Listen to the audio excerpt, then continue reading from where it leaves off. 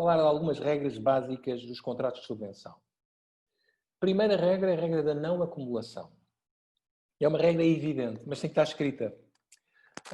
É o seguinte, como já perceberam, existem na União Europeia várias linhas de financiamento dos vossos projetos, linhas temáticas, linhas geográficas, e podiam vocês pensar que teriam direito a receber fundos do Fundo Europeu de Desenvolvimento, por exemplo, para financiar a construção de uma central fotovoltaica na Ilha do Maio, e deram-se conta que na linha financiada pelo Orçamento Geral da União Europeia, na facilidade de energia, também havia dinheiro disponível para financiar o mesmo tipo de atividades. E vocês, como são proativos e estão muito atentos às fontes de financiamento disponíveis, apresentam também uma proposta nessa linha e, com isso, tentam financiar duplamente as mesmas atividades. Ora, isso é, facilmente seria descoberto, diria eu, mas este princípio, na verdade, não diz só respeito ao financiamento da União Europeia. Também não pode a União Europeia financiar projetos que já estão financiados para aquelas atividades específicas, por aqueles mesmos montantes que estamos a pedir à União Europeia, por outros doadores. Portanto, basicamente, o princípio é não acumulação. Tem aquela atividade, é financiada pela União Europeia uma vez. O que não quer dizer que não haja projetos desenvolvidos em duas fases. Por exemplo, aquele projeto que vos falei, ou pelo menos falei-vos da semana passada, da Ilha de Moçambique. Trabalhei num programa de reabilitação de uma escola de artes e ofícios ainda do tempo colonial na Ilha de Moçambique. Essa era a fase 1 do projeto e era financiado pela União Europeia com uma determinada linha. No seguimento dessa reabilitação, reconstrução da escola que estava muito degradada, foi dada a formação a uma série de formadores profissionais sobre as artes tradicionais da ilha, a ourivesaria, a pesca tradicional e por aí adiante. Isso era uma segunda fase do projeto, ainda que financiada pela mesma linha de financiamento, na altura era o FED, eram atividades distintas, dizendo respeito ao mesmo projeto, mas há atividades distintas do projeto. Nesse caso não houve acumulação. Então é o primeiro princípio muito importante. O segundo, já perceberam, é o do cofinanciamento. E o cofinanciamento diz respeito a algo que eu depois exemplifico a seguir, que é a questão de essa contribuição de outros doadores, ou com recurso a fundos próprios, e é isto que quer dizer o cofinanciamento, está limitada a montantes máximos e a percentagens. Portanto, vocês deram-se conta nos convites que receberam já da delegação, que a delegação diz assim: nós, por projeto, financiamos contratos, atribuímos subvenções por contrato até, imaginemos, 300 mil euros, 200 mil euros, por exemplo, sendo que esses 200 mil euros não podem exceder 90% dos custos totais elegíveis do projeto, se fizerem do orçamento do projeto. Portanto, há sempre um duplo teto, montante máximo e percentagem. E quando nós apresentamos as nossas candidaturas, como vocês sabem, dizemos: estou a candidatar-me a 200 mil euros e a 89% de financiamento. Os demais 11% serei eu a financiar. E, portanto, há esta dupla... Porquê é que eu estou a dizer isto? Imaginem que no final do projeto vocês, na verdade, têm necessidade de desembolsar mais para executar as mesmas atividades. Portanto, tinham suborçamentado o projeto e, na verdade, tiveram que gastar mais dinheiro. Bom, provavelmente com recurso, se calhar tiveram que recorrer a financiamento próprio. Mas imaginemos que o orçamento era de 500 mil, vocês gastaram 600 mil. E a União Europeia tinha dito que financiava 400 mil, no máximo 90%. Vocês, no final, podem continuar a pedir à União Europeia 90% dos 600 mil que gastaram? É essa a minha pergunta. O que é que acham? Ou seja, eu no final do projeto gastei mais. E no convite está definido uma linha máxima de percentagem de financiamento, que é 90%. Se eu gastei mais, eu posso, no final, pedir que me financiem 90%, 600, 700, 800, 1 milhão de euros, que foi aquilo que eu, afinal, gastei? Não há mais tetos para o financiamento da União Europeia? Alguém quer responder a esta questão? Eu eu acho que a União Europeia vai ficar sempre pelo teto que estabeleceu a partida no contrato. Exatamente. Não poderá ultrapassar, digamos, esse teto. Tal e qual. Pelo valor absoluto, pelo montante máximo. Se eles dizem que financiam 400 mil, é 400 mil e é só isso que vamos receber. Mesmo que a percentagem com o financiamento seja 90% e os custos totais finais sejam superiores, bom, esse é o nosso risco. E, portanto, teremos que nós financiar essa diferença. Ok? Que fique claro. Fica absolutamente claro. A União Europeia compromete-se nas condições gerais do contrato a financiar aquele montante. E, portanto, a subvenção, por regra, não financia a totalidade dos custos do projeto, a não ser em casos verdadeiramente excepcionais, ajuda de emergência e por aí adiante, não é o caso de Cabo Verde. São expressos, normalmente, o cofinanciamento numa percentagem, ou seja, eu vou financiar, a União Europeia financia 80% ou 90%, ok? Não num montante fixo, mas numa percentagem. O montante só é relevante porque ele estabelece o limite máximo e mínimo daquilo que eu posso pedir de valor absoluto. Se é 400 mil máximo, é 400 máximo que eu posso pedir. Mas, quando estou a elaborar o meu orçamento, eu estou a expressar o cofinanciamento em função de uma percentagem, não é? Também é, no máximo, 90%, por exemplo.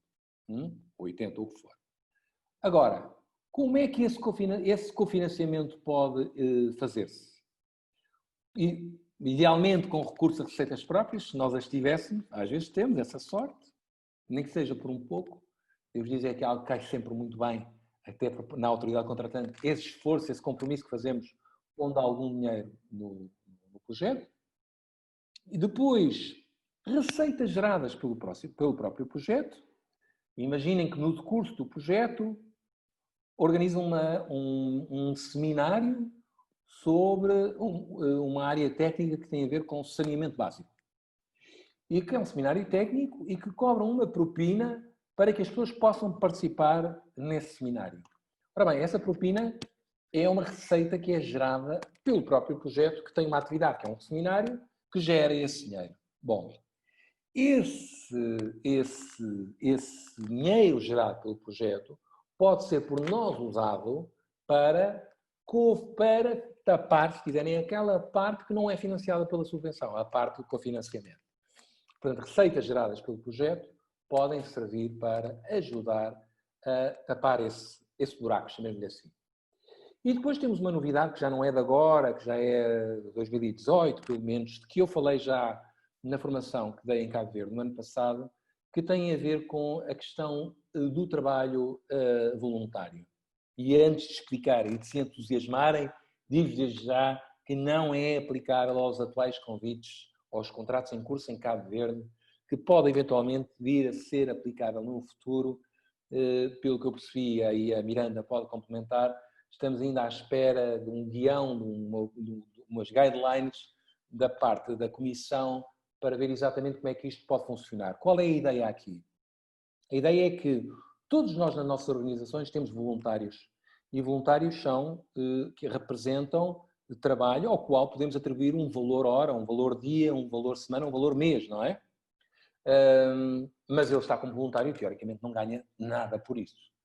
Mas é particularmente injusto o facto de a organização estar a recrutar voluntários e disso, de alguma forma, não ser contabilizado com o nosso esforço para o cofinanciamento da ação. Então, a partir de 2018, a União Europeia disse, ok, qualquer trabalho voluntário, trabalhador voluntário que vocês tragam para o projeto, tem que, se for quantificável em termos de valor, se eu souber exatamente que aquele valor, naquele país, naquela atividade vale X, então vocês no orçamento vão colocar esse valor, por assim dizer, e isso vocês podem utilizar para ajudar a pagar até 50% do montante de cofinanciamento. Ou seja, se um projeto é de 1 milhão, o financiamento da União Europeia é de 90%, 900 mil, há 100 mil que têm que ser financiados por nós. Desses 100 mil, 50%, podem ser financiados com recurso a trabalho voluntário ao qual é atribuído um determinado valor. E antes de eu dar a palavra à Miranda, que eu penso que pode dar-nos aqui um esclarecimento adicional importante, designadamente o ponto de situação sobre esta matéria relativamente a Cabo Verde. Neste momento não é possível fazê-lo ainda. Finalmente, evidentemente, contribuições financeiras de terceiros, é o habitual para essa parte do cofinanciamento, e excepcionalmente, isto também é excepcional, e pelo que eu tenho conhecimento, também não foi o caso dos convites aos contratos em curso em Cabo Verde, e peço à Miranda novamente que o confirme, a possibilidade excepcional de haver entradas em espécie. Ou seja, eu tenho uma viatura da organização, que eu sei que mesmo sendo já está desvalorizada, porque já tenho 3 anos de uso, mas é possível um contabilista atribuir-lhe um determinado valor. Isso está mais ou menos tabulado, olhando para o custo de aquisição versus de depreciação, amortização, eu sei quanto é que ele vale no dia de hoje. E, portanto, poder contribuir em espécie com aquela viatura para a parte do cofinanciamento que me falta. Ora bem, devo dizer que isto é muito raro acontecer, mas, por exemplo, em programas que têm por objetivo ajudar organizações que têm dificuldade na obtenção de cofinanciamento, como foi o programa de atores não estatais da Guiné-Bissau há alguns anos atrás, admitiu-se que a totalidade do cofinanciamento se fizesse com contribuições em espécie das organizações. Só que devo dizer que aquilo foi uma atrapalhada. Porquê? Porque é muito difícil definir qual é o valor efetivo dos bens, porque temos de estar absolutamente seguros qual é o critério da avaliação que temos. E, portanto, tivemos casos em que o mesmo bem, de acordo com um contabilista, valia 10, de acordo com o outro, valia 20, porque o critério de avaliação que estava a usar era distinto e legalmente ou juridicamente na Guiné-Bissau não era pacífico se era um ou era o outro. Portanto, isto criava, evidentemente, uma situação de desigualdade entre concorrentes e, portanto, é uma das razões pelas quais se evita a admitir-se essas contribuições em espécie e o que se pede é, de facto, contribuição em dinheiro. Agora dava a palavra à Miranda, se estiver a ouvir-nos, se tem mais alguma coisa a dizer sobre a questão do trabalho voluntário e das contribuições em espécie. Sobre a questão do trabalho voluntário, o trabalho voluntário é uma novidade, como você diz, que apareceu no novo regulamento financeiro de 2018. A razão de estar deste foi por causa da grande organização, tipo a Cruz Vermelhos, que já utiliza desde muitos anos o trabalho voluntário. E no caso do Cruz Vermelho, eu sei que já tem uma grelha muito clara de quanto vale, qual é qual é o montante equivalente do trabalho voluntário. Porque já está, faz muitos anos que estão a utilizar e sabe para os países onde este trabalho qual é o montante. É claro que o montante não é o mesmo em cada país, este é claro. A dificuldade é que, por as outras organizações, muitas organizações não têm este tipo de grelha. É que não queremos ser, no caso, uma associação vai ter uma avaliação deste trabalho por X e outra no mesmo país para 4 vezes X. Este não dá. E é por isso que este é muito difícil de implementar e as regras de fundo, a avaliação por momento deve ser feita para os delegações e ainda estão a DG Budget, nossa DG encarregado também de respeito das regras do regulamento financeiro, está a preparar guidelines para explicar um pouco melhor como utilizar. Esta decisão de incluir o trabalho voluntário deve ser feito diretamente dentro do COR. Quando fizemos nos COR lançamos o COR em 2019 e preparamos o trabalho já foi iniciado início de janeiro, ainda não tínhamos indicação qualquer. É por isso que foi decidido de não ir com esta avaliação. Para o futuro, eu sei que está em custo e talvez daqui o momento onde devemos lançar um novo COR, provavelmente vamos ser capazes de incluir esta possibilidade. Porque faz sentido. A outra contribuição em espécie, eu devo dizer que já faz 25 anos quase que estou a trabalhar com a Comissão Europeia. Eu não vejo muito esta opção utilizada por explicação que o Tiago estava a dar. em termos de, mesmo se existe, deve ser aberto também dentro do core, deve ser especificado dentro dos guidelines. Acho que aqui também não foi aberto.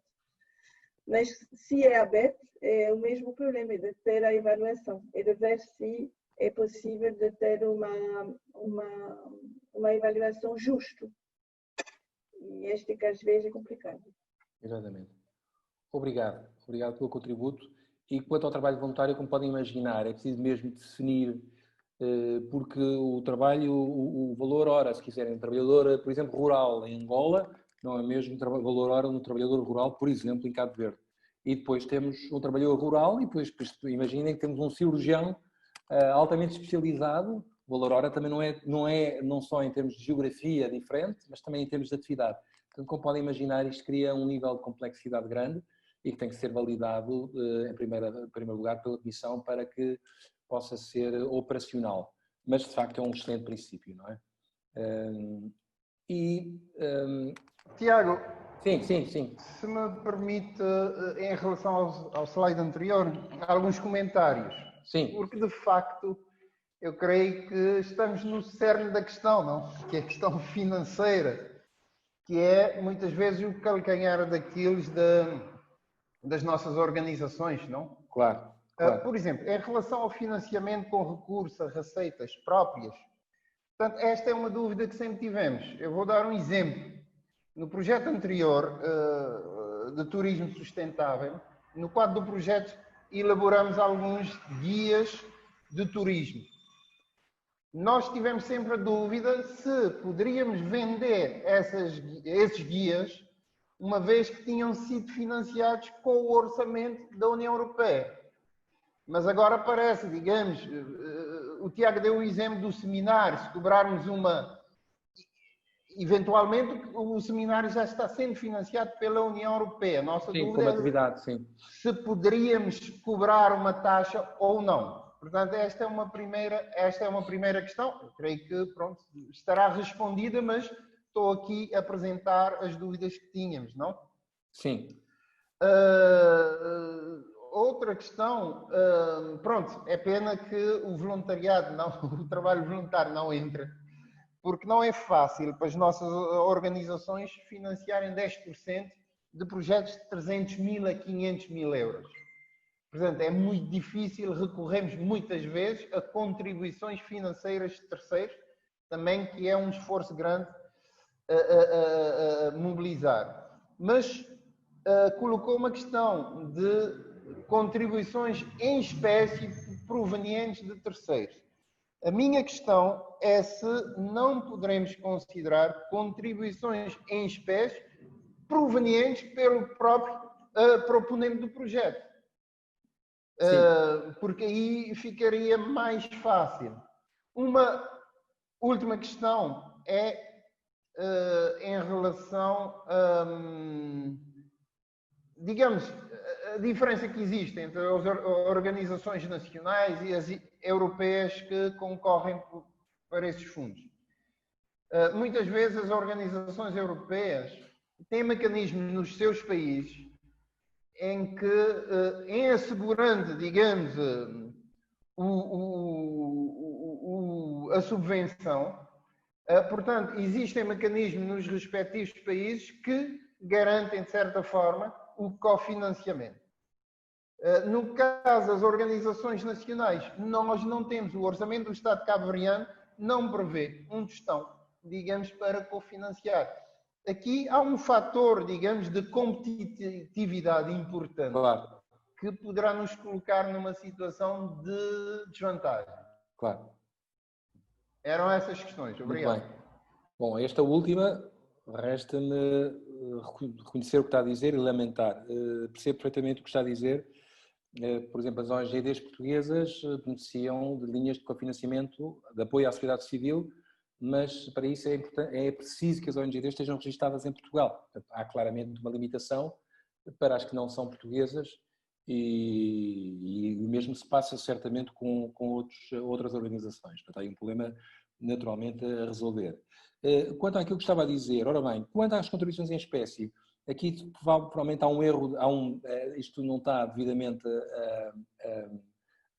completo e devidamente redigido, porque contribuições financeiras são de terceiros, como é evidente, de espécie podem ser de terceiros, mas também podem ser próprias. Tem toda a razão. Ou seja, faz sentido, aliás, é ser um bem da própria organização que é colocado, que é valorizado e usado para efeito de cofinanciamento. Mas, como diz, ouviram a Miranda, que tem muita experiência nestas matérias, ela diz raramente ou nunca quase viu isto ser admitido. Eu dei-vos um exemplo da Guiné, salvo erro, é o único também que eu conheço e teve os problemas que teve e, portanto, fica dada a explicação. Quanto à questão das receitas geradas pelo próprio projeto, eu penso que sim, eu diria que sim, que não seriam necessariamente obrigados, Miranda, corrija-me, eu acho que ficaria sempre bem dizerem à delegação, como é evidente, que é esse o vosso propósito. Já agora, temos os guias, promover a sua venda. Se isso não for contra o espírito do projeto, se o objetivo dos guias não era ficar com a organização e o produto da venda ser considerado uma receita própria do projeto. Mas não me queria atravessar em matérias que a Miranda é que tem a última palavra. Miranda. Sim, acho que esta é uma consulta de cada dossiê. Eu diz que deve voltar cada vez você diz que desde o início que vai voltar às condições gerais, acho que isto é muito bem, e as condições específicas de cada projeto. Eu o que eu posso dizer é que nós estamos abertos. Se a questão é bem de colocar a questão por escrito, vai ser respondido para os contratos em curso. Este é o primeiro. Okay. Para o novo contrato e para o futuro, já você deve saber que também o regulamento financeiro abria um pouco a porta. Foi creio porque a questão do novo regulamento financeiro queria também ajudar as associações. A única maneira de promover a sustentabilidade de um projeto é de uma maneira ou de outra de ter receita. É por isso que se você vai ver mesmo, acho que já está escrito dentro dos novos projetos, que este pode ser feito, mas deve ser perguntar, analisar e tudo isso. Mas faz parte da preocupação do novo contrato, do novo regulamento financeiro, e este é já um pouco abrangido dentro das condições especiais. Se você vai ver os últimos contratos, já normalmente está um pouco abrangido. Ok. Mas, portanto, teria de alguma forma estar expresso nos contratos essa possibilidade, não é? De outra forma, teriam que pedir à delegação da União Europeia autorização para, neste caso, vender os guias, não é? É isso? Sim, é isso mesmo. Ok. Muito bem. Portanto, Guinaldo, eu penso que sim, não é? No fundo é isto, mas há a cautela adicional de pedir, pelo menos nos projetos mais antigos, necessariamente pedir autorização à delegação da União Europeia, ok? Eu diria que mesmo nos novos, acho que é uma boa prática sempre, porque é importante perceber que aquelas publicações ou guias ou etc. não são supostamente para utilização do próprio projeto e que podem ser vendidos nos termos que está a referir. Mas fica já essa dica, pelo menos da próxima vez já sabem, pelo menos que podem colocar a questão. Obrigado. Depois há outro princípio, que já aqui falámos, que é a questão da ausência de lucro, que é o dinheiro que eu recebo de subvenção da União Europeia, menos os custos verificados ao longo do projeto e que tem que constar depois de um relatório de verificação de despesas final, não é? Aprovado, preparado por um auditor, se houver um saldo na conta bancária, eu não posso ficar com esse montante, portanto tenho que devolver à autoridade contratante, não é? O que pode acontecer eventualmente é, por alguma razão que vos vou explicar depois, amanhã ou depois, até se passa o contrário, ou seja, eu até tenha tido que gastar mais dinheiro do que aquilo que eu recebi, entretanto, a título de avanços da União Europeia. Nesse caso, eu ainda tenho direito a receber um valor remanescente da União Europeia, até porque normalmente há sempre 10% que são apenas pagos no final. Mas a regra é esta. O dinheiro que a União Europeia diz que me paga é aquilo que eu tenho que mostrar que gastei. Se sobrou dinheiro, não posso ficar com essa diferença, ou com esse montante. Embora o PRAG, portanto, o Guia Prático e as Condições Gerais façam referência a 3 exceções, que são essas que estão aqui mencionadas. Por exemplo, se o objetivo for consolidar a capacidade financeira do beneficiário, que é, se o objetivo for ou capacitar diretamente, ou atribuir financiamento diretamente a um beneficiário que está a necessitar desse dinheiro, geralmente no contexto de projetos de um microcrédito que eu quero financiá-lo, atribuindo-lhe esse dinheiro, ainda contra a entrega de juros ou uma taxa reduzida. Bom, nesse caso, o beneficiário final está a ser literalmente financiado, vai receber um montante superior, eventualmente, até àquilo que vai ter que pagar os juros, e, portanto, é uma forma, digamos, de dizer que estamos a criar uma exceção à ausência de lucro.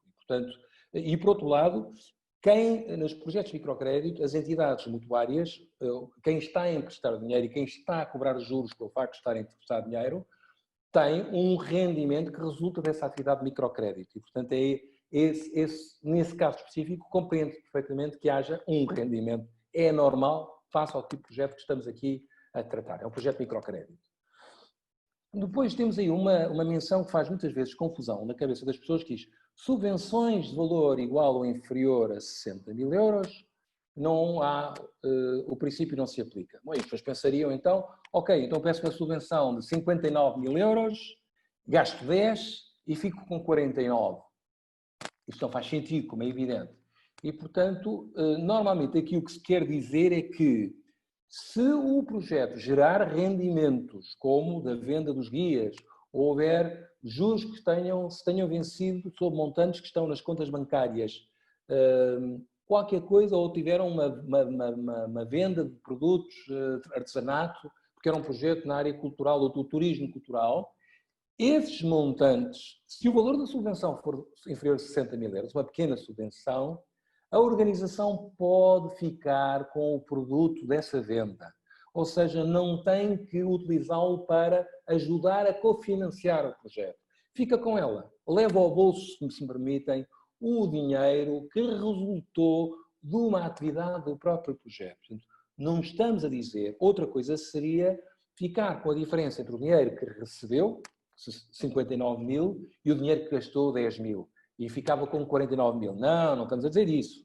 Se nesse caso os 49.000 teriam que ser devolvidos à autoridade contratante. Estamos a dizer outra coisa. Estamos a dizer é que se uma atividade do projeto gera uma receita, que está lá prevista, a regra é ser reinvestida no projeto e ajudar a cofinanciar o projeto. A exceção é esta. Se for uma pequena subvenção, nós podemos ficar na nossa organização com esse dinheiro, com esse financiamento. Não sei se fui claro. Mas, em todo o caso, é só relevante para pequenas subvenções, não é?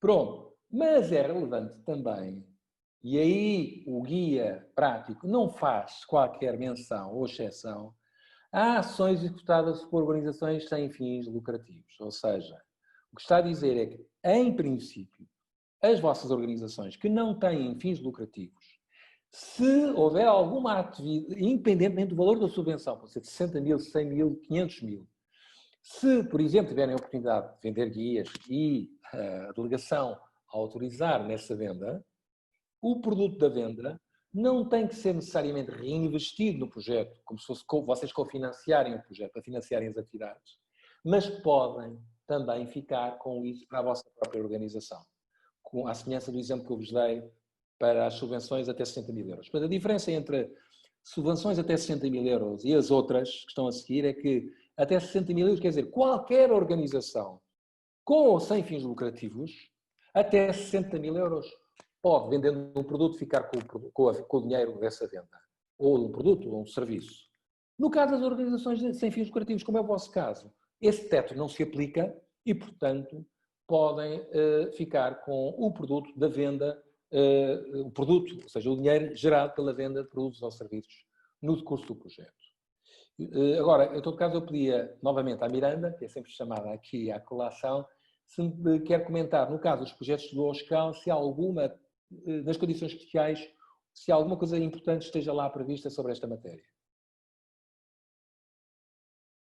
Sim, convido todas as pessoas que têm um contrato, um dos novos contratos, os 5 novos contratos que foram assinados no quadro do Call for Proposal, já a exceção do lucro está incluído no artigo 7.2 dos condições especiais, já está lá.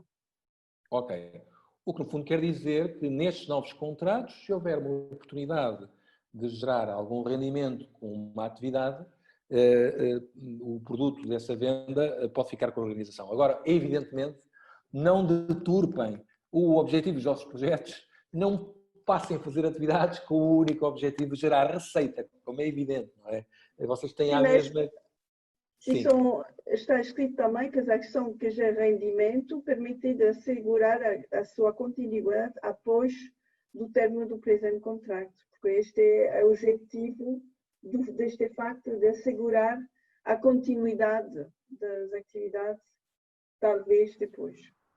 Desculpe, qual é o artigo, Miranda, por favor? É o 7.21 dos condições especiais. Okay, dos condições especiais. Ok. Portanto, está claro, ou seja, no caso dos vossos projetos em particular, há um requisito excepcional. Diz, ok, podem ficar com o produto desde que isso se destine a garantir, nem que seja por razões financeiras, que vocês têm a produção das atividades para além do fim do projeto. Se houver necessário, por exemplo, financiar a manutenção de algum equipamento que tenha sido adquirido, por exemplo, essa verba gerada com as receitas próprias ajudarão a financiar essas atividades. Portanto, isso é importante e vejam então, tenham isso em atenção na execução dos vossos projetos. Portanto, resumindo, tem que ser no âmbito, no conjunto das vossas, com esse objeto, com esse fito particular, não é simplesmente gerar a receita para aquilo que vocês entenderem querer fazer com esse dinheiro.